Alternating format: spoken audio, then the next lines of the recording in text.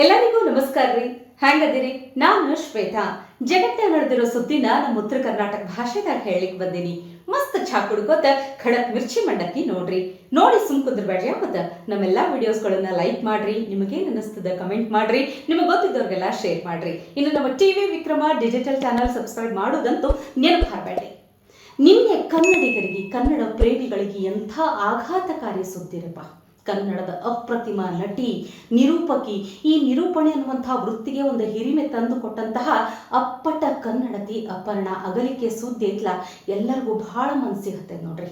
ಸಣ್ಣ ವಯಸ್ಸಿನಾಗೆ ಶ್ವಾಸಕೋಶದ ಕ್ಯಾನ್ಸರ್ ಭಾಳ ಕಾಡಿಬಿಟ್ಟಿತ್ತು.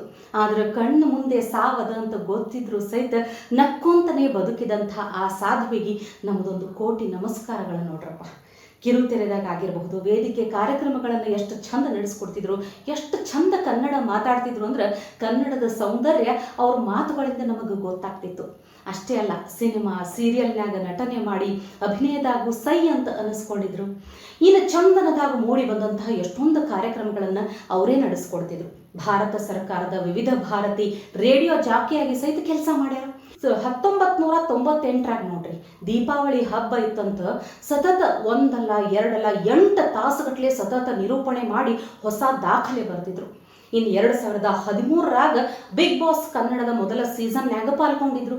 ಅಷ್ಟೇ ಅಲ್ಲ, ಮಜಾ ಭಾರತದಾಗ ವರಲಕ್ಷ್ಮಿ ಅನ್ನುವಂಥ ಹಾಸ್ಯ ಪಾತ್ರದಾಗೂ ಮಿಂಚಿ ಸೈ ಅನ್ನಿಸ್ಕೊಂಡಿದ್ರು ನೋಡ್ರಪ್ಪ.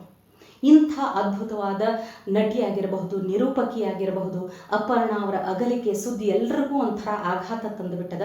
ಅವರ ಆತ್ಮಕ್ಕೆ ಶಾಂತಿ ಸಿಗಲಿ ಅಂತ ಕೇಳ್ಕೊಳ್ಳೋಣ. ಅವ್ರಿಗೆ 1-2 ಸಾಲ ಹಾಡು ಅರ್ಪಿಸ್ಬೇಕು ಅಂತಂದ್ರೆ, ಕನ್ನಡಮ್ಮನ ದೇವಾಲಯ ಕಂಡೇ ಹೆಣ್ಣಿನ ಕಂಗಳಲ್ಲಿ, ಕನ್ನಡ ನಾಡಿನ ಚರಿತೆಯನೇ ಕಂಡೇ ಆಕೆಯ ಹೃದಯದಲ್ಲಿ, ವಂದನೆ ಆ ಹೆಣ್ಣಿಗೆ, ಅಭಿನಂದನೆ ಆ ಮಾತಿಗೆ. ಇನ್ನು ಎಂದಿನಂಗ ಬೇರೆ ಸುದ್ದಿ ನೋಡೋಣ ಬರ್ರಪ್ಪ.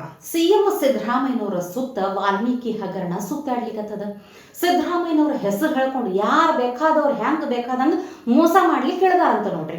ಸಿದ್ದರಾಮಯ್ಯನವ್ರ ರೈಟ್ ಹ್ಯಾಂಡ್ ಅದಿನ್ನ ಅಂತ ಹೇಳ್ಕೊಂಡು ಬಾಗಲಕೋಟೆ ಜಿಲ್ಲಾ ಆರೋಗ್ಯಾಧಿಕಾರಿ ಜಯಶ್ರೀ ಅನ್ನೋರಿಗೆ 7 ಲಕ್ಷ ರೊಕ್ಕ ಮೋಸ ಮಾಡ್ಯಾರಂತ. ರಾಮಯ್ಯ ಅನ್ನೋರೇ ಹಿಂಗೆ ಮೋಸ ಮಾಡಿದ್ದು ನೋಡ್ರಿ. ಈ 2023 ಸೆಪ್ಟೆಂಬರ್ ತಿಂಗಳದಾಗ ಬಾಗಲಕೋಟೆ ಜಿಲ್ಲಾ ಆರೋಗ್ಯಾಧಿಕಾರಿ ಹುದ್ದೆಗೆ ಒಂಥರ ವರ್ಲ್ಡ್ ವಾರೇ ನಡೆದಿತ್ತು ಅಂತ ತಿಳ್ಕೊರಿ. ಒಂದು ಕಡೆ ಈ ಜಯಶ್ರೀ ಇದು ನಂದದ್ರಿ ಸೀಟ ನನಗೆ ಬಿಟ್ಕೊಡ್ರಿ ಅಂತ ಜಗಳ ತಿಳಿದ್ರೆ, ಮತ್ತೊಂದು ಕಡೆ ಶಾಸಕ HY ಮೇಟಿ ಅದಾರಲ್ಲ, ನೆನಪಾಯ್ತಾ, ಅವ್ರ ಅಳಿಯ ರಾಜ್ಕುಮಾರ ಮತ್ತು ಈ ಜಯಶ್ರೀ ನಡುವೆ ಜಟಾಪಟಿ ನಡೆದ್ಬಿಟ್ಟದ. ಇದೇ ರಾಜ್ಕುಮಾರ್ ಯರಗಲ್ ಅನ್ನೋರು ಒಂದಿನ ಮುಂಜಾನೆ ದಿಢೀರಂತ ಬಂದು DHO ಕುರ್ಚಿನಾಗ ಕುಂತು ಬಿಟ್ಟಾರಂತ. ಚಾ ಕುಡಿಲಿಕ್ಕೆ ಸಹಿತ ಎದ್ದು ಹೋಗಿಲ್ಲಂತ ನೋಡ್ರಿ, ಅಳಗಡೆ ಇಲ್ಲ ಕುರ್ಚಿ ಬಿಟ್ಟ. ಇದನ್ನು ನೋಡ್ದಂತ ಜಯಕ್ಕಂಗ BP ಏರ್ಬಿಟ್ಟೈತಿ. ತಮ್ಮ ಕುರ್ಚಿನಾಗ ಬಂದು ಸಡನ್ ಆಗಿ ಕುಂತು ಬಿಟ್ಟಾರಲ್ಲ, ಇದು ನನ್ನ ಕುರ್ಚಿ ಅದ, ನನ್ನ ಹುದ್ದೆ ಅದ, ಎದ್ದೇಳ್ರಿ ಅಂತ ಜಗಳ ಕೇಳಿದಾರ. ಇವರ ಕುರ್ಚಿ ಬಿಟ್ಟು ಅಳಗಡ್ಲಿಲ್ಲ ಅಂತ ರಾಜ್ಕುಮಾರ್, ಇವತ್ತಿನಿಂದ ನಾನೇ DHO ಅದೀನಿ, ಸರ್ಕಾರದಿಂದ ಆದೇಶ ತಂದಿ ನೋಡ್ರಿ ಅಂತ ಆವಾಜ್ ಹಾಕ್ಬಿಟ್ರಂತ. ನೋಡ್ರಿ, ಇಷ್ಟೆಲ್ಲ ಆದ್ಮೇಲೆ ಜಯಶ್ರೀ ಅವರು ತಮ್ಮ ಈ ಕೆಲಸದ ವರ್ಗಾವಣೆ ತಡೆಯಾಜ್ಞೆ ತರ್ಲಿಕ್ಕೆ ಅಂತ ಹೇಳಿ ಬೆಂಗಳೂರಿಗೆ ಬಂದಾರ ಭೇಟಿ ಆಗ್ಲಿಕ್ಕೆ. ಇಂಥ ಟೈಮ್ನಾಗ ವಿಧಾನಸೌಧದ ಮುಖ್ಯಮಂತ್ರಿ ಆಫೀಸ್ ಬಲ್ಲಿ ಹಿಂಗ ಒಬ್ರು ಆಸಾಮಿ ತಿರುಗಾಡ್ಲಿಕ್ಕತ್ತಿದ್ರಂತ. ಏನೋ ಮುಖ್ಯಮಂತ್ರಿಗೆ ಭಾರಿ ಕ್ಲೋಸ್ ಅದೀನಿ, ಭಯಂಕರ ಕ್ಲೋಸ್ ಅದೀನಿ, ನಮ್ಮೂರು ಒಂದೇ, ಸಿದ್ದರಾಮಯ್ಯನೂರು ಒಂದೇ, ಬಾಲ್ಯದಿಂದ ನಾವಿಬ್ರು ಭಾರಿ ಅಗದಿ ಪರಿಚಯ ಅಂತ ಏನೇನೋ ಡವ್ ಮಾಡಿ ಸುಳ್ಳು ಹೇಳಿ ನಂಬಿಸ್ಬಿಟ್ಟಾನಿ ರಾಮಯ್ಯನೋ. ಇದನ್ನು ಕೇಳಿ ಜಯಶ್ರೀ ಅಕ್ಕ, ಅಣ್ಣ ಹಿಂಗಾಗ್ಯದಣ್ಣ, ಒಂದು ಸ್ವಲ್ಪ ಹೆಲ್ಪ್ ಮಾಡಿಬಿಡೋಣ ನನಗೆ ಅಂತ ಕೇಳ್ಕೊಂಡಾರ. ಅದಕ್ಕೆ ಇವ್ರು ಏನೇನೋ ಸುಳ್ಳು ಪಳ್ಳು ಭರವಸೆ ಹೇಳಿ, ಆಯ್ತ್ರಪ್ಪ ನಾನು ನಿಮ್ದೆಲ್ಲ ಸಮಸ್ಯೆ ಬಗೆಹರಿಸ್ತೀನಿ, ಮೊದಲು ಒಂದು 50,000 ಕೊಡ್ರಿ ಅಂತ ಕೇಳ್ಯಾರ. ಹಿಂಗ ನೋಡ್ರಿ, ಇಷ್ಟು ಕೊಡ್ಕೋತ ಹೋಗಿ 7 ಲಕ್ಷ ರೊಕ್ಕ ಇಸ್ಕೊಂಡು ಫರಾರಿಯಾಗಿ ಬಿಟ್ಟಾರ. ಜಯಕ್ಕ ಹೇಳಿಗತ್ತಾರ, ಈ ಪಾಪ ನಾನು 7 ಲಕ್ಷ ರೊಕ್ಕ ಇಲ್ಲ ಅಂತ ಹೇಳಿ. ನೋಡ್ತಿದ್ದಂಗ ಈ ರಾಮಯ್ಯ ಅನ್ನೋರು DHO ಜಯಶ್ರೀ ಸಂಪರ್ಕಕ್ಕೆ ಸಿಗಾಕತ್ತಿಲ್ಲಂತ, ಎಲ್ಲೋ ಮಿಸ್ ಹೊಡಿಲಿಕ್ಕತ್ತದಲ್ಲ ಅಂತ ಗೊತ್ತಾಗಿ ಬೆಂಗಳೂರಿನ CCB ಆಫೀಸಿಗೆ ಬಂದು ಒಂದು ವಂಚನೆ ಆರೋಪದ ಬಗ್ಗೆ ಒಂದು ಕಂಪ್ಲೇಂಟ್ ಕೊಟ್ಟಾರತ್ತ. ನೋಡ್ರಪ್ಪ, ಎಲ್ಲೆಲ್ಲಿ ಎಂತೆಂಥ ಮಂದಿ ಇರ್ತಾರಂತ ಹೇಳಿ ಅಷ್ಟು ಸರಳವಾಗಿ ಸುಲಭವಾಗಿ ಯಾರನ್ನು ನಂಬುವಂಥ ಕಾಲ ಅಲ್ರಿ ನೋಡ್ರಪ್ಪ ಇದು. ಇನ್ನು ಈ ಸತ್ತು ಹೋಗಿರೋ ಮಂದಿನ ಸುಡಬೇಕಾದಂತಹ ಟೈಮ್ನಲ್ಲಿ ಎದ್ದು ಬಂದು ಕುಂತಿದ್ದನ್ನು ನೋಡಿವಿ. ಇನ್ನೇನು ಅಗದ ಮಣ್ಣು ಮಾಡಬೇಕು ಅನ್ನೋದ್ರಾಗ ಹೆಣ ಎದ್ದು ಕುಂತಿದ್ದನ್ನ ಸುದ್ದಿ ಕೇಳಿವಿ. ಆದ್ರೆ ಇಲ್ಲೊಂದು ಭಾರಿ ವಿಚಿತ್ರ ಘಟನೆ ನಡೆದೈತ್ರಿ. ತುಮಕೂರಿನಾಗ ಸತ್ತು ಹೋಗಿರೋ ಮನುಷ್ಯ 1 ವರ್ಷ ಆದ ಮೇಲೆ ಸಹಿ ಹಾಕ್ಲಿಕ್ಕತ್ತಾರಂತ. ನೋಡ್ರಿ ಭಾಳ ಕನ್ಫ್ಯೂಸ್ ಆಗ್ಬೇಡ್ರಿ, ಹೇಳ್ತೀನಿ ಕೇಳ್ರಿ ಪೂರಾ. ತುಮಕೂರ್ನ್ಯಾಗ ಇಂಜಿನಿಯರ್ ಒಬ್ರು ತೀರ್ಕೊಂಡು ಹೋಗಿ 1 ವರ್ಷ ಆಗ್ಯದ, ಮನ್ಯಾಗ ಶ್ರಾದ್ದನೂ ಮಾಡ್ಯಾರ. ಆದ್ರೆ 1 ವರ್ಷ ಆದ್ಮೇಲೆ ಅವ್ರ ಹೆಸರಿನ್ಯಾಗ ಇನ್ಯಾರೋ ಸಹಿ ಹಾಕ್ಲಿಕ್ಕತ್ತಾರಂತ. ನೋಡ್ರಿ, ಸರ್ಕಾರಿ ಕಡತಕ್ಕೆ ಒಂದು ಮೃತ ಇಂಜಿನಿಯರ್ ಅವ್ರದ್ದು ನಕಲಿ ಸಹಿ ಹಾಕಿ ಸರ್ಕಾರದ ಅನುದಾನ ದುರ್ಬಳಕೆ ಮಾಡ್ಲಿಕ್ಕತ್ತಾರ ಅನ್ನೋ ಆರೋಪ ತುಮಕೂರ್ನ್ಯಾಗ ಕೇಳಿ ಬಂದ ನೋಡ್ರಪ್ಪ.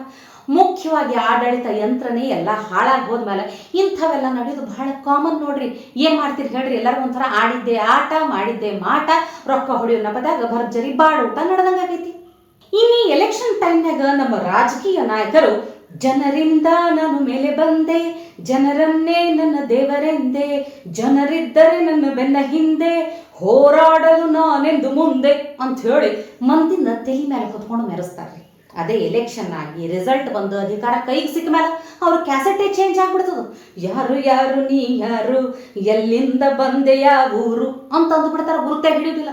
ಯಾಕೆ ಈ ಮಾತು ಹೇಳಲಿಗತ್ತೀನಿ ಅಂದ್ರೆ, ಇವತ್ತು ಗೃಹ ಮಂತ್ರಿ ಪರಮೇಶ್ವರ್ ಅವ್ರ ಮನೆಗೆ ಒಬ್ಬ ಯುವಕ ಒಂದು ಮನವಿ ತಗೊಂಡು ಹೋಗಿದ್ದ ನೋಡ್ರಿ. ಅವೇನು ಪಾಪ ಧರಣಿ ಮಾಡ್ಲಿಕ್ಕತ್ತಿದ್ದಿಲ್ಲ, ಗುಂಪು ಕಟ್ಕೊಂಡು ಗದ್ಲಾನೂ ಎಬ್ಬಸ್ಲಿಕ್ಕತ್ತಿದ್ದಿಲ್ಲ. ಆದ್ರೆ ಹೋಮ್ ಮಿನಿಸ್ಟರ್ ಪರಮೇಶ್ವರ್ ಅವರಿಗೆ ಈ ಮನವಿ ಅಂದ್ರೆ ಅಲರ್ಜಿ ಇದ್ದಂಗೆ ಕಾಣ್ತದ. ಪೊಲೀಸರಿಗೆ ಒಂದು ಸೂಚನೆನೂ ಕೊಟ್ಬಿಟ್ರೆ ಅನ್ನಿಸ್ತದ ಅವ್ನಿಗೆ ಅರೆಸ್ಟ್ ಮಾಡ್ಲಿಕ್ಕೆ. ಹಿಂಗಾಗಿ 10 ಮಂದಿ ಪೊಲೀಸರು ಕೂಡಿ ಪಾಪ ಆ ಯುವಕನನ್ನ ಹತ್ತಲೆ ಜೀಪ್ ಅಂತ ಧಮಕಿ ಹಾಕಿ ಜೀಪ್ನ್ಯಾಗ ನುಗ್ಗಿಸ್ಲಿಕ್ಕೆ ರೆಡಿ ಆಗ್ಬಿಟ್ರು.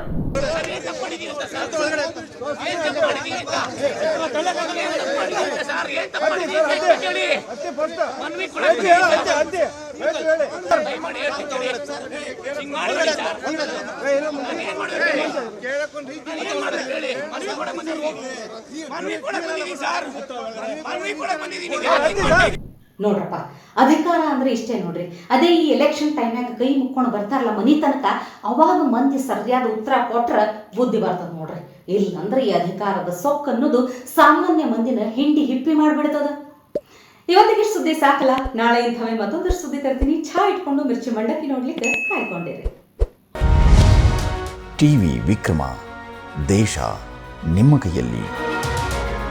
ಈ ಕಾರ್ಯಕ್ರಮ ನಿಮಗೆ ಇಷ್ಟ ಆಗಿದ್ದಲ್ಲಿ ಲೈಕ್, ಶೇರ್ ಹಾಗೂ ಕಮೆಂಟ್ ಮಾಡಿ. ಟಿವಿ ವಿಕ್ರಮದ ಕಾರ್ಯಕ್ರಮಗಳನ್ನು ನಿರಂತರವಾಗಿ ವೀಕ್ಷಿಸಲು ಸಬ್ಸ್ಕ್ರೈಬ್ ಮಾಡಿ, ಬೆಲ್ ಐಕನ್ ಒತ್ತಿ.